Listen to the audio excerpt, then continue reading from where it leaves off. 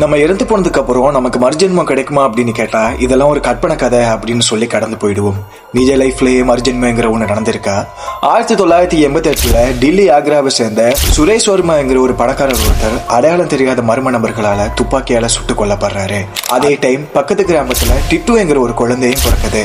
அவனுக்கு 4 வயசு ஆகும்போது நான் அவங்க பிள்ளை இல்லைன்னு, என்னுடைய பேரு சுரேஷ் வர்மா, என்னுடைய ஊரு ஆக்ரா, அங்க எனக்கு ஒரு ரேடியோ ஷாப் இருக்குது, எனக்கு மேரேஜ் ஆகி 2 குழந்தைங்க இருக்குது அப்படின்னு சொல்றான்.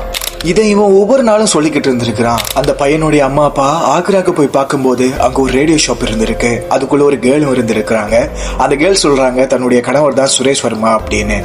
அந்த பொண்ணு கேட்கக்கூடிய நிறைய கேள்விக்கு அந்த பையன் சுரேஷ் வர்மா மாதிரியே பதில் சொல்லியிருக்கான். இது எல்லாத்தையும் விட முக்கியமான ஒரு விஷயம், சுரேஷ் வர்மா தலையில சுட்டுக் கொல்லப்பட்டாரு, அதே தழும்போட இவன் பிறந்திருக்கிறான்.